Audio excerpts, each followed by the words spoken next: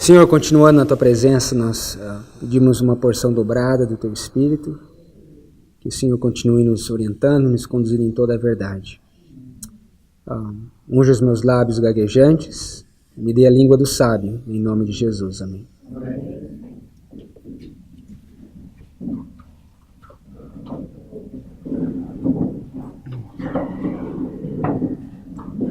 Eu recebi algum feedback do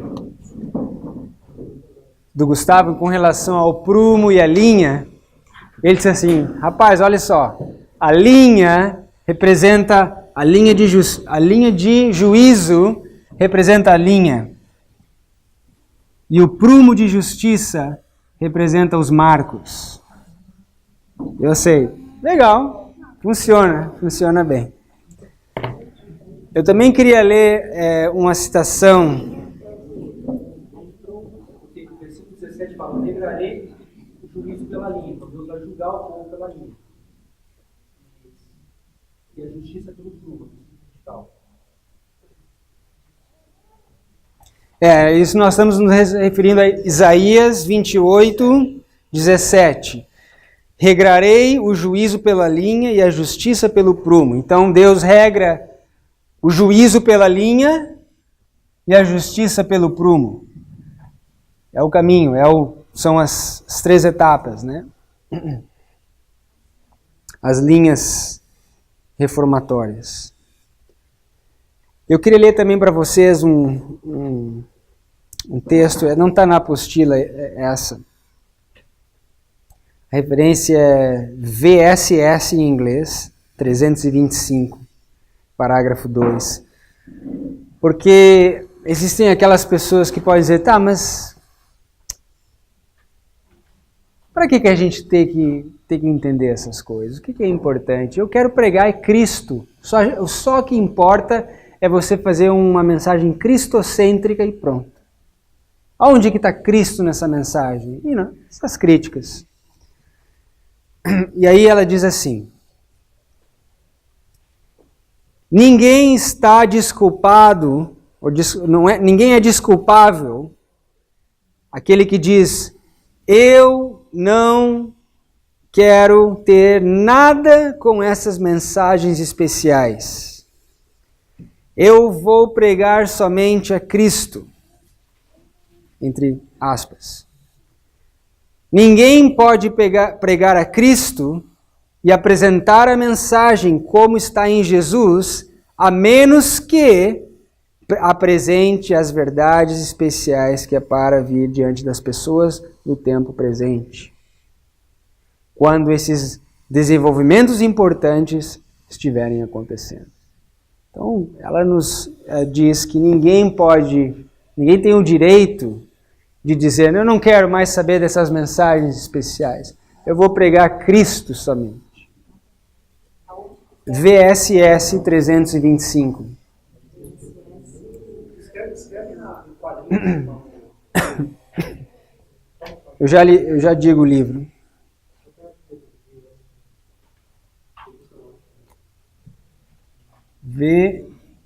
VSS 325. Parágrafo 2. Não tem em português, eu já procurei. The Voice in Speech and Song. Yeah.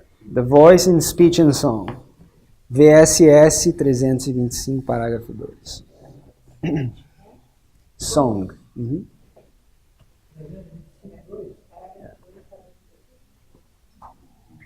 Muito bem.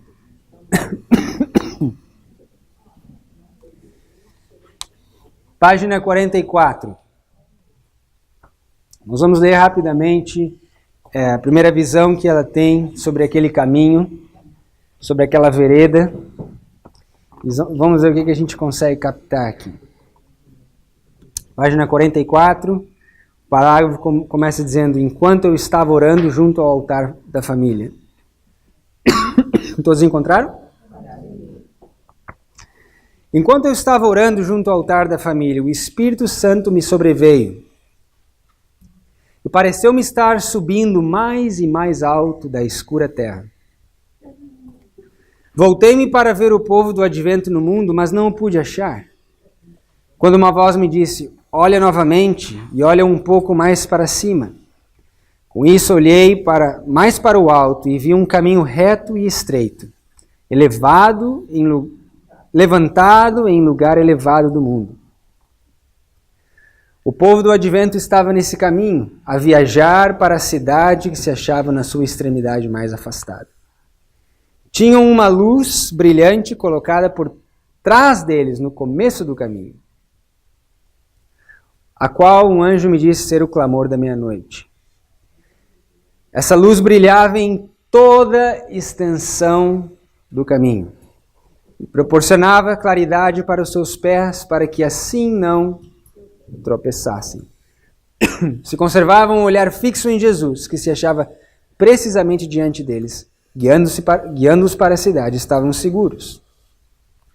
Mas logo alguns ficaram cansados, disseram que a cidade estava muito longe e esperavam nela ter entrado antes. Então Jesus os animava, levantando o seu braço glorioso, ou glorioso braço direito, e de seu braço uma luz que incidia sobre o povo do advento, e eles clamavam aleluia. Outros temerariamente negavam a existência da luz atrás deles e diziam que não fora Deus quem os guiara tão longe. A luz atrás deles desaparecia, deixando-lhes os pés em densas trevas, de modo que tropeçavam, perdendo de vista o sinal e a Jesus, caíam do caminho para baixo, no mundo tenebroso e ímpio. Então, algumas coisas que eu quero ressaltar nessa visão. Esse caminho era elevado ao mundo. Você pode encontrar em Isaías 62, verso 10, esse caminho nas Escrituras também. Um caminho elevado.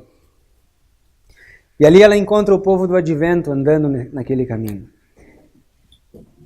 O interessante que nós vemos aqui é que a luz que ajudava a eles enxergarem o caminho vinha da frente ou de trás? De trás. E o anjo disse que essa luz era o quê? O que era a luz? Temos certeza disso? Clamor da meia-noite. Notem no parágrafo de novo. Diz, tinha uma luz brilhante colocada por trás deles no começo do caminho, o qual o anjo me disse ser o clamor da meia-noite. Então a luz estava no começo do caminho, é chamado o clamor da meia-noite. Nós vamos estudar o que é essa luz.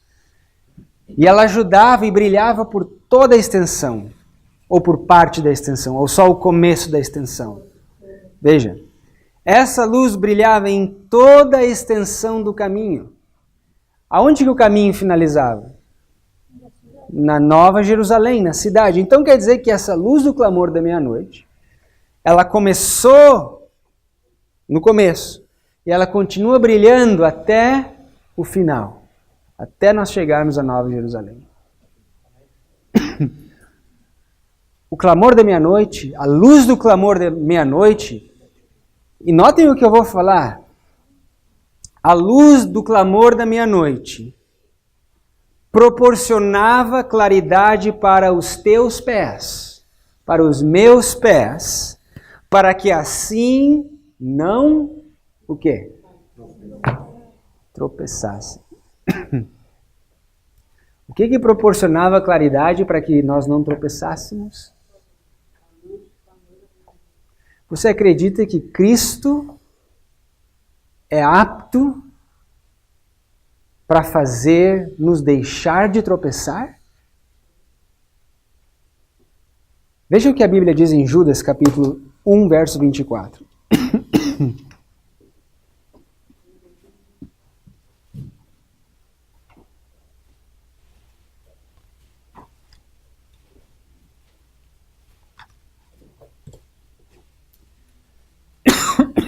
Desculpa. Judas, capítulo 1, verso 24. O que a Bíblia diz? Ora, aquele que é poderoso para vos guardar de tropeçar e apresentar-vos irrepreensíveis com alegria perante a sua glória. ele é poderoso ou não para nos guardar de tropeçar? Sim. E qual é a luz que ele usa para que nós não tropecemos? O clamor da meia-noite. Então veja que isso já traz a aplicação profética que nós estamos estudando, Esdras 7:9, a meia-noite, o clamor da meia-noite, a parábola das virgens, todas essas lições proféticas traz para uma aplicação prática.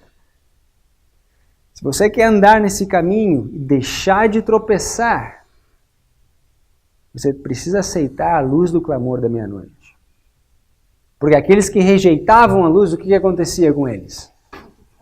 Eles tropeçavam, caíam do caminho no mundo tenebroso. É uma situação de vida ou morte, o clamor da meia-noite, sim ou não? Sim.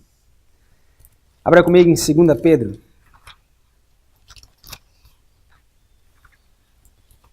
2 Pedro, capítulo 1.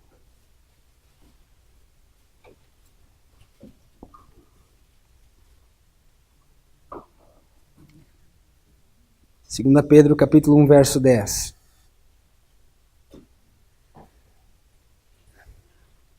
Portanto, irmãos, procurai fazer cada vez mais firme a vossa vocação e eleição, porque fazendo isso, nunca, jamais tropeçarei. É possível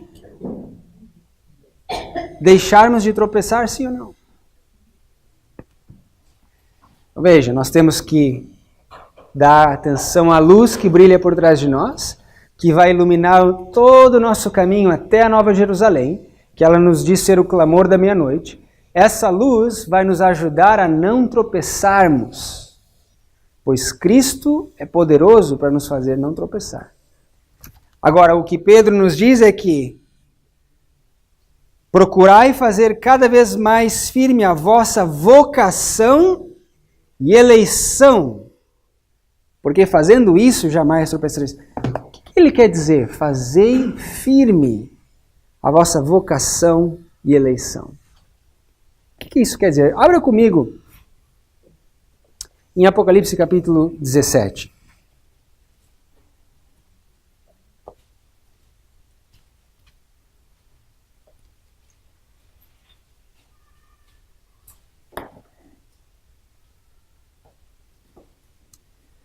Apocalipse capítulo 17.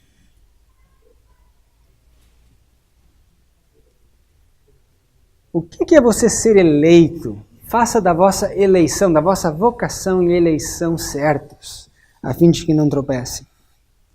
Olha só no verso 14. A Bíblia diz: estes combaterão contra o Cordeiro, e o Cordeiro os vencerá, porque é rei, porque é Senhor dos senhores e é Rei dos reis.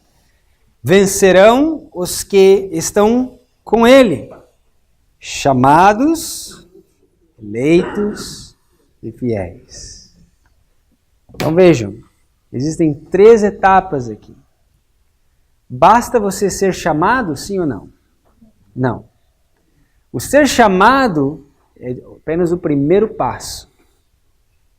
Basta você ser eleito, chamado e eleito? Não. Não basta você ser só chamado e eleito. Você tem que ser chamado, você tem que ser eleito e você tem que ser fiel.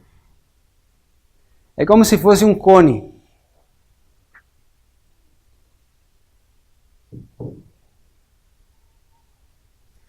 A Bíblia diz que muitos são chamados.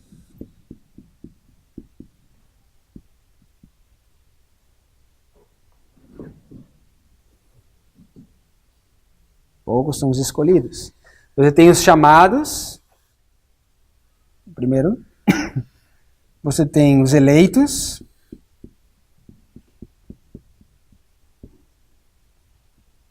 E aí você tem os fiéis.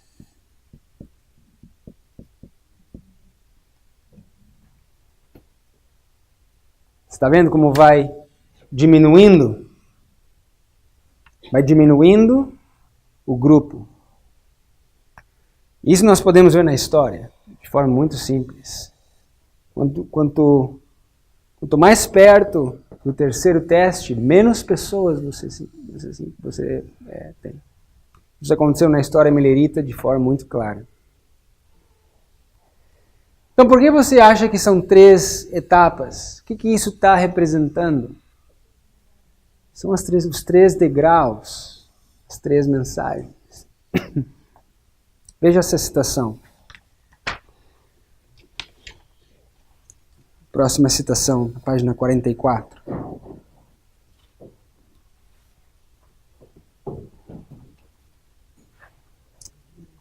Vi um grupo que permanecia bem guardado e firme, não dando atenção aos que faziam vacilar a estabelecida fé da comunidade. Deus olhava para eles com aprovação. Foi-me mostrado 3 degraus.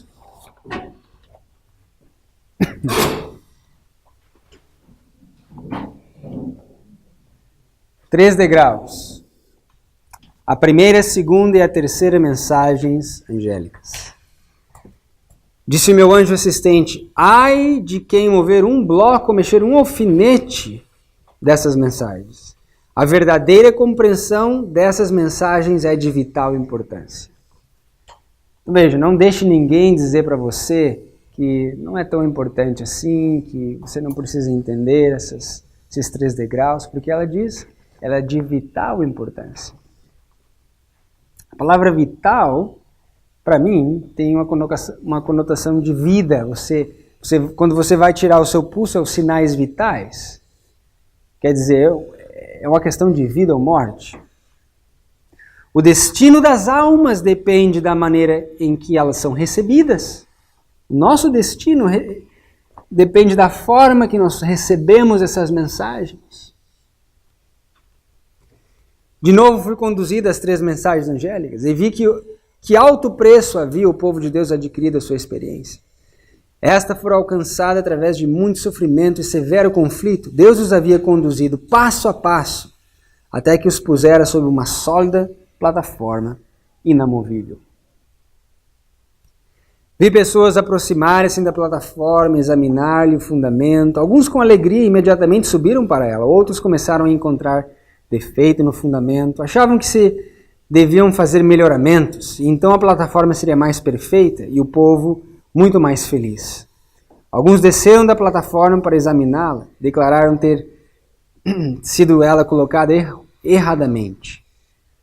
Mas eu vi que quase todos permaneciam firmes sobre a plataforma e exortavam os que tinham descido a cessar as suas queixas, pois Deus fora o mestre construtor e eles estavam lutando contra ele.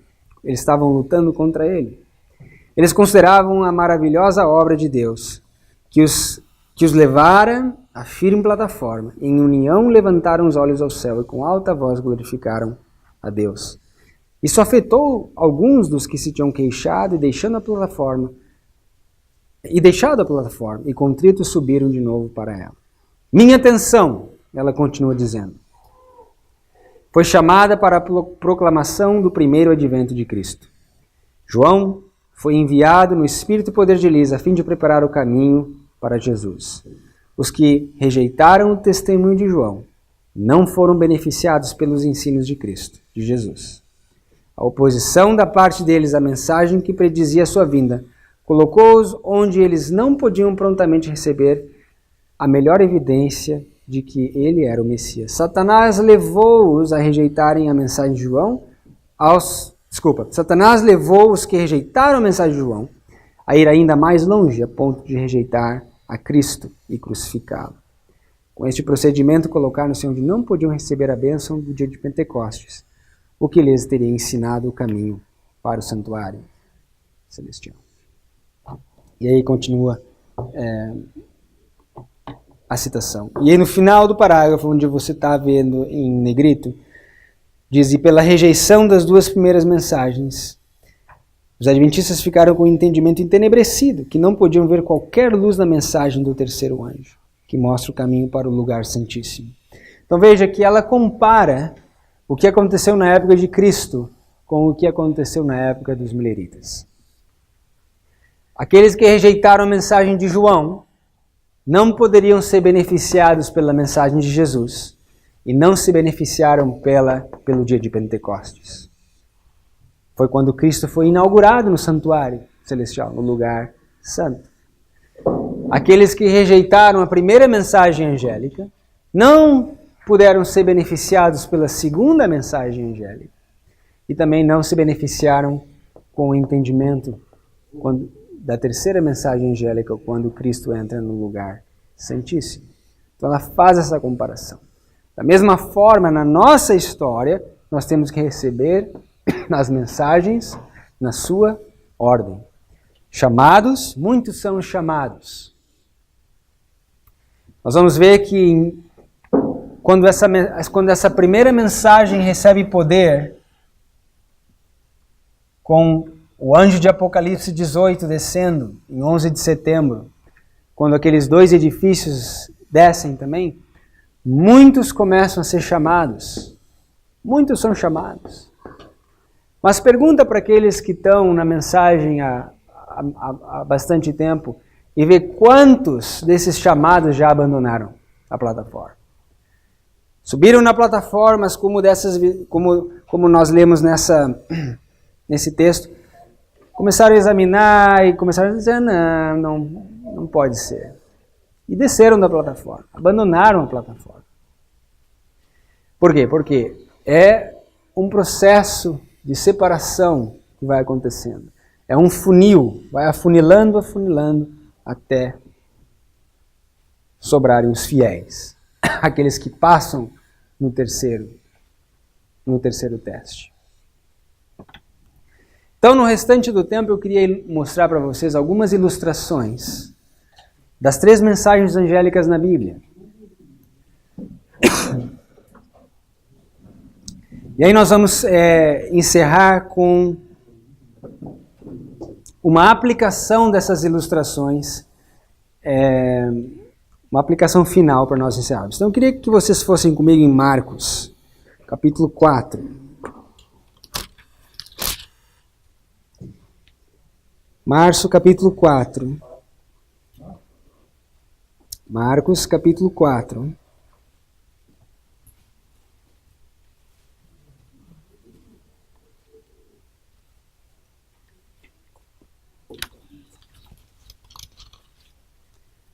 Marcos,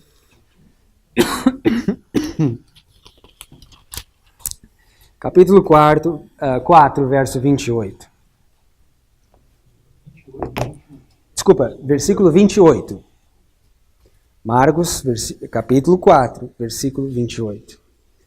A Bíblia diz, porque a terra por si mesmo frutifica. Primeiro a erva, depois a espiga e por último o grão cheio na espiga. Quantas etapas? 3 etapas. Agora, para a terra frutificar por si mesmo, o que ela precisa? Ela precisa da chuva. Não é? Abra comigo em Isaías 55. Isaías 55.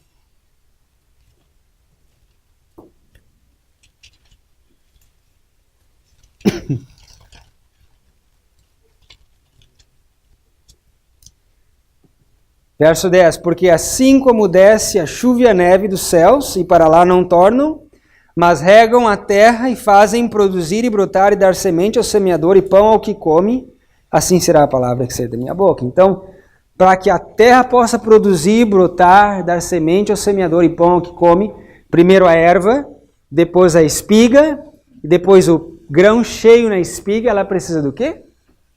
Da chuva. Então veja, nós temos a chuva, os respingos da chuva. Quando a mensagem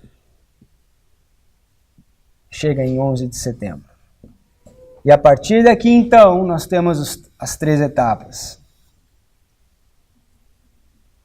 Primeiro a erva, depois a espiga, e depois o grão cheio na espiga. Uma outra ilustração no livro de João, nós já lemos esse verso hoje de manhã, João capítulo 16.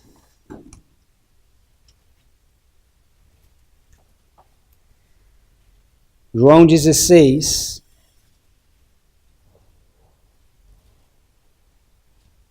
verso 8.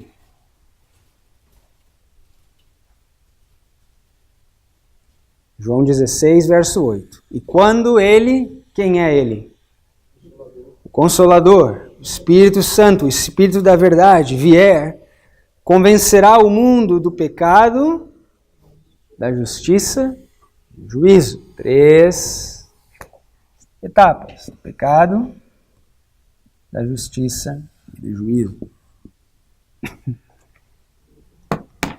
A propósito, o que é a chuva? Um símbolo do Espírito Santo. Então veja que o Espírito Santo também cai como chuva, convence do pecado, da justiça e do juízo.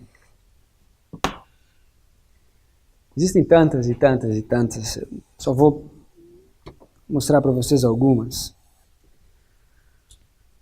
Vamos para Daniel. Daniel capítulo 12.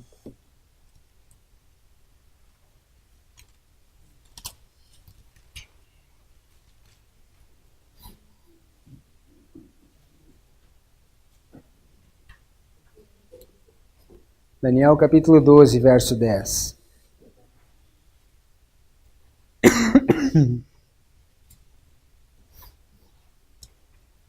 Daniel 12, 10. Muitos serão purificados, embranquecidos e provados. Os ímpios procederão impiamente, e nenhum dos ímpios entenderá, mas os sábios entenderão. Então os sábios, aqueles que entenderão, serão purificados, embranquecidos e provados. São purificados, embranquecidos, purificados pela chuva, embranquecidos pela justiça e provados na hora do teste, do juízo. Miqueias. Miqueias, capítulo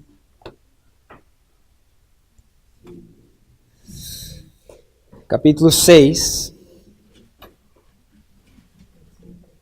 verso 4.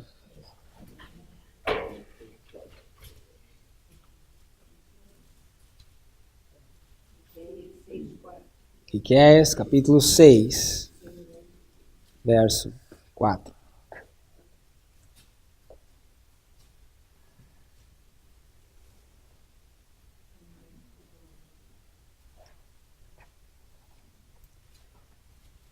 Nós lemos lá: pois te fiz subir da terra do Egito, e da casa da servidão te remi, e enviei adiante de ti a Moisés, Arão e Miriam. Então veja que no fim do Israel antigo, nós temos 3 mensageiros. Nós vemos João, nós vemos Jesus, como nós lemos no texto, né?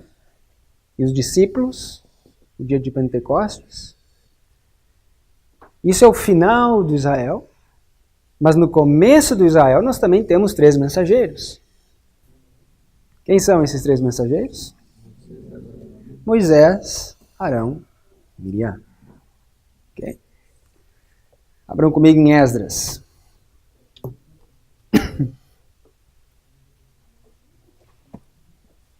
Esdras, capítulo 6.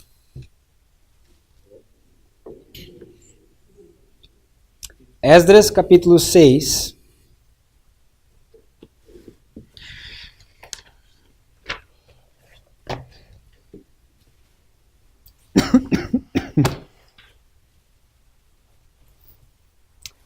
Verso 14. Esdras 6, 14. E os anciãos dos judeus iam edificando e prosperando pela profecia do profeta Ageu e de Zacarias, filho de Ido. Edificaram e terminaram a obra conforme mandado do Deus de Israel, e conforme ao decreto de Ciro, Dario, Ataxerxes e da Pérsia. Então vejam, da mesma forma que no tempo melerita nós temos 3 mensagens angélicas,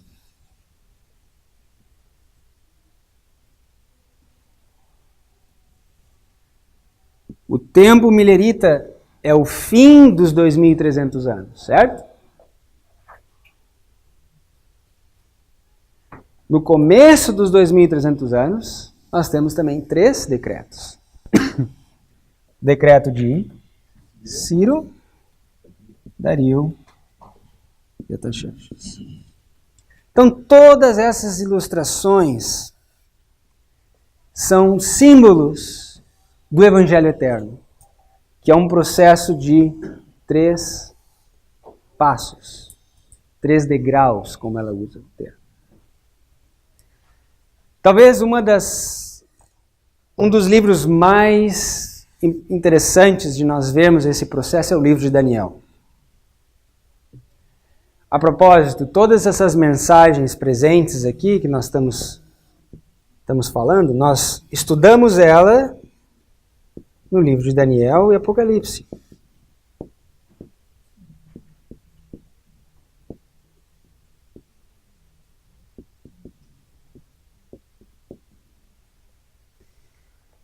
No livro de Daniel, nós temos algo interessante que eu queria finalizar com... Posso apagar esse lado aqui?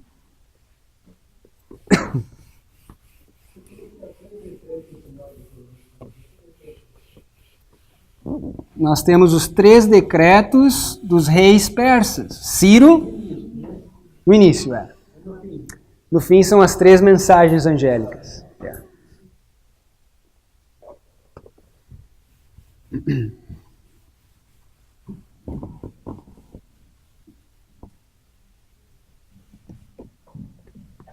Agora, existe algo que nós vemos na primeira mensagem angélica que é bem interessante. Isso me ajudou a compreender e alguém me pediu nessa tarde para eu tocar nesse assunto. A primeira mensagem angélica, como é a primeira mensagem angélica? Ok. Então veja que na primeira mensagem você tem 3.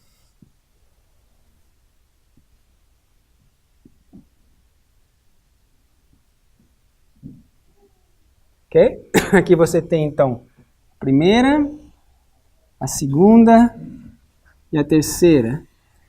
Dentro da primeira, você tem 3.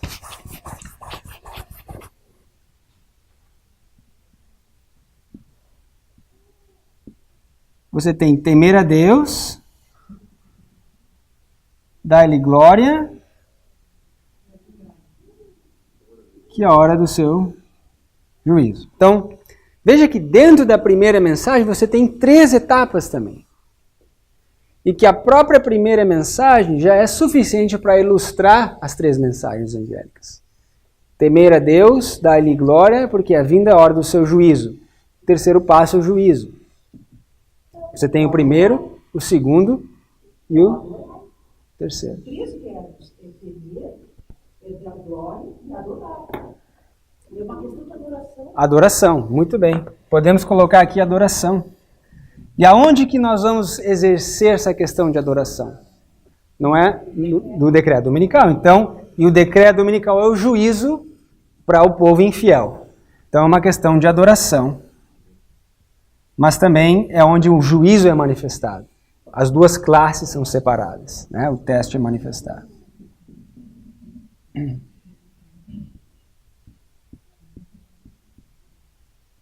Muito bem. Então veja que essa mesma estrutura nós encontramos no livro de Daniel, no livro inteiro de Daniel. Eu quero ilustrar para vocês. O livro de Daniel, nós sabemos, todos nós estudamos o livro de Daniel, eu assumo aqui.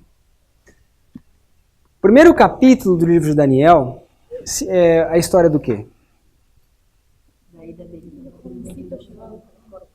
Ok, eles chegam na corte, eles passam por um teste, não passam? É o primeiro teste. Qual é o teste que eles passam? O teste da alimentação. Então nós temos ali o primeiro teste. No capítulo 2, nós temos um outro teste. E qual é o teste do capítulo 2?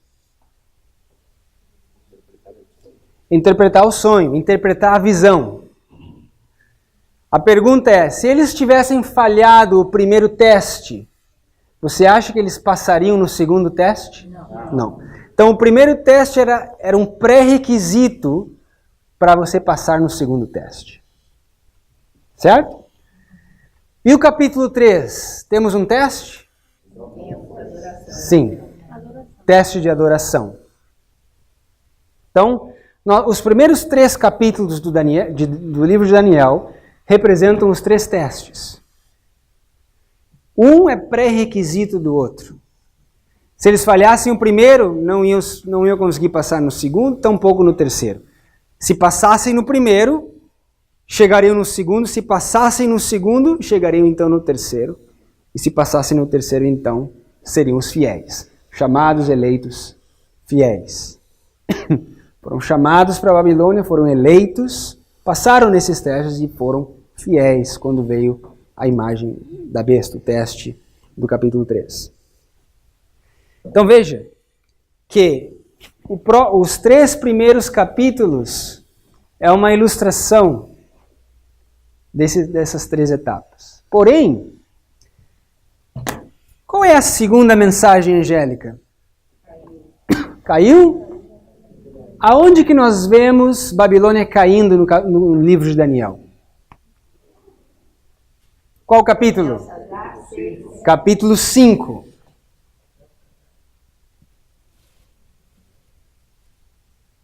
Capítulo 5. Todos concordam que a queda de Babilônia é quando nós vemos a mão escrevendo na parede Mene, Mene, Tekel, Upharsin. Capítulo 5.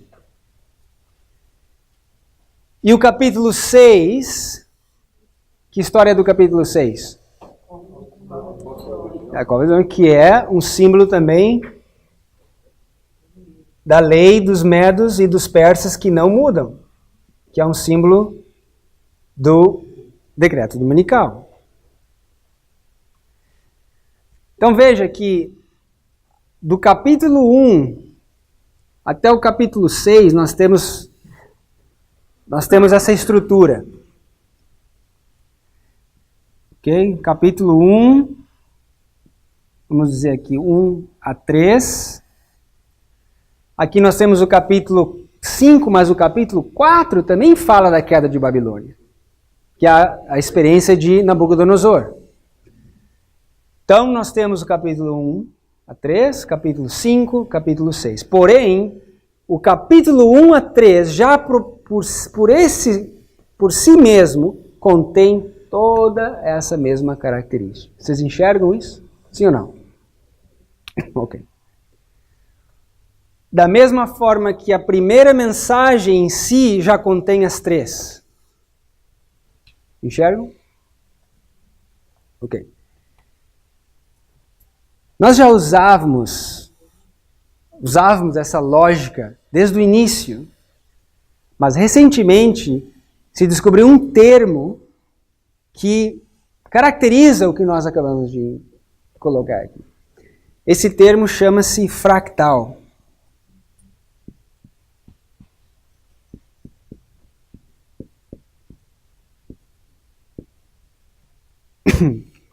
É algo que talvez a maioria já saiba, mas que para alguns, às vezes, como para mim, no começo foi difícil de entender o que era esse fractal. Até que eu, por mim, descobri que é algo que nós já usávamos. Simplesmente nomeamos com uma nova categoria. Um outro exemplo.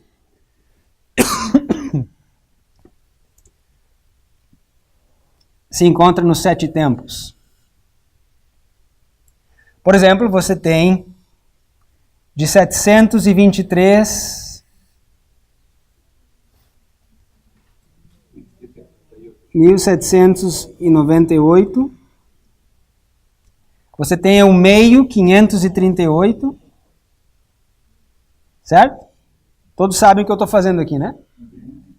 Nós temos 3 anos e meio, ou 1260 anos, 3 anos e meio, 1260 anos. Aqui é o paganismo, o contínuo perseguindo o povo de Deus. Contínuo. E aqui o papado. Então essa estrutura aqui é a estrutura dos 2520. Dentro dessa estrutura existe um fractal que obedece à mesma lógica. Aonde que nós encontramos esse fractal? Na última das 70 semanas. Lembra que Cristo confirma aliança com muitos por uma semana. 3 anos e meio, ou 1260 dias, ele confirma essa aliança pessoalmente, nessa primeira parte aqui. Depois ele é crucificado. E por 3 anos e meio, ou 1260 dias, os discípulos finalizam o trabalho. E no ano 34, então, os 7 tempos acabam, ou a semana acaba. Então veja que obedece à mesma estrutura. Essa?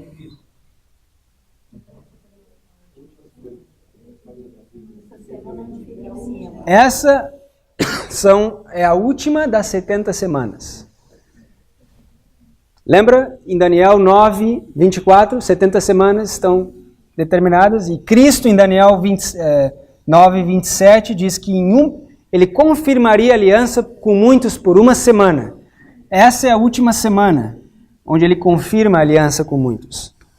Uma semana são 7 anos, ou 7 dias, literais, 7 anos proféticos, 2520 dias.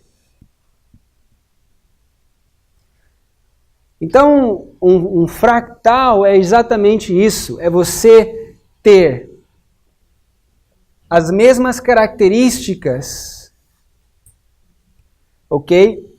Numa como diz em português? Uma subdivisão do todo, você conserva as mesmas características. Ok? Eu quero acabar colocando esse último aqui.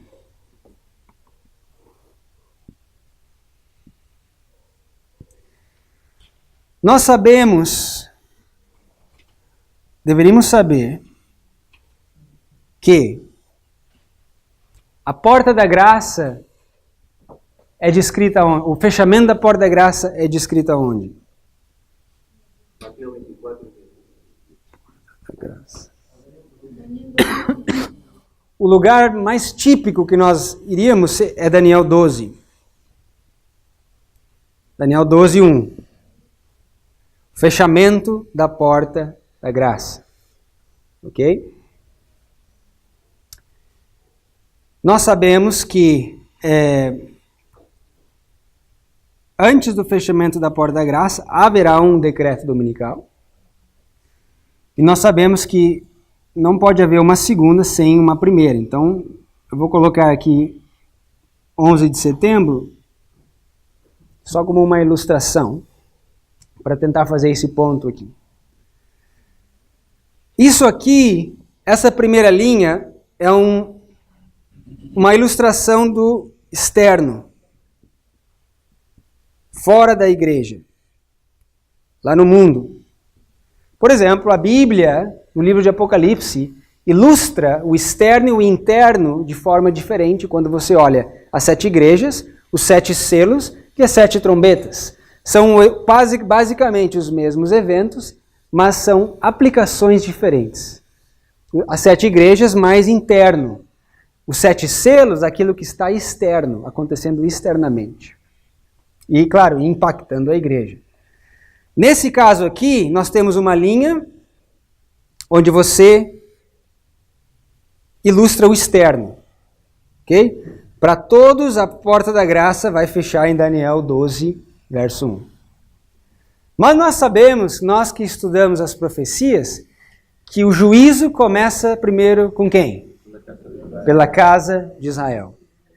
E que o juízo, tipicamente, nós colocamos fechando aonde? Ok. Para toda a casa de Israel, tipicamente fecha onde? No decreto dominical. Estou fazendo tudo em inglês, me perdoem. Decreto dominical. Decreto dominical. Então, tipicamente, para todos os grupos dentro da igreja, o decreto é o fechamento da porta da graça. Né? Então, para nós, esse aqui é o 3. Para o mundo, esse aqui é o 3. Esse aqui é o 2. E esse aqui é o 1. Para nós, o 2 virou 3. Nós temos que ter, não podemos ter um 3 se não tivermos um 2 e se não tivermos um 1. Então veja que essa história aqui, de 11 de setembro até o decreto dominical, que aqui nessa linha 1 e 2, quando você transfere isso para cá, esse 2 vira 3, e aí você precisa de um 2. Então, essa história aqui, que nós estamos vendo, é um fractal dessa história maior aqui. Dá para entender? Sim. Aqueles que me perguntaram, conseguiram entender? Quem que disse não? Só para variar. Eu tomo mais tempo contigo, então. Mais alguém? Todos compreenderam a lógica?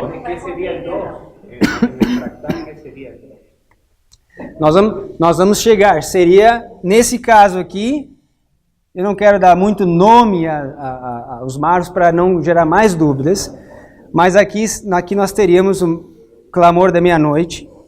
Tudo em inglês aqui. Né? Mas por enquanto nós vamos deixar o número 2. Ok? O Gustavo vai entrar em detalhes, eu sei, ele vai entrar em detalhes com relação a Esdras 7:9. Por isso que eu não estou muito preocupado com isso. Eu quero que vocês entendam aqui esse conceito do fractal. De você ter algo dentro dessa lógica, 1, 2, 3, e pegar uma subaparte, um pedaço dessa lógica, e você vê a mesma estrutura representada nesse pedaço menor. Como no caso das 3 mensagens angélicas, como no caso dos 7 tempos, que nós vemos, como no caso do livro de Daniel, que nós temos do verso 1 a 3, representando todo essa história do verso 1 do capítulo 1 até o capítulo 6. Posso dar um exemplo? Pode? Se você tivesse brócolis e cada florzinha do brócolis é um fractal. Talvez dê para entender melhor essa forma. O brócolis é o todo e cada pedacinho, cada florzinha é um fractal. Yeah. Ok?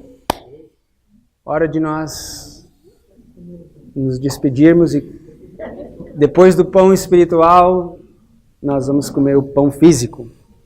Que Deus nos abençoe, que nos ajude a continuar tendo vigor e disposição para aprender. Ok? Vamos nos colocar de joelhos e encerrarmos o dia.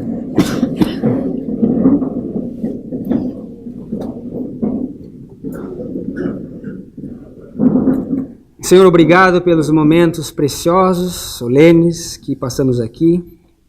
Sabemos que temos lidado com coisas santas, coisas sagradas, e temos que ter o maior cuidado com essas mensagens para que não movamos um alfinete sequer dessas mensagens.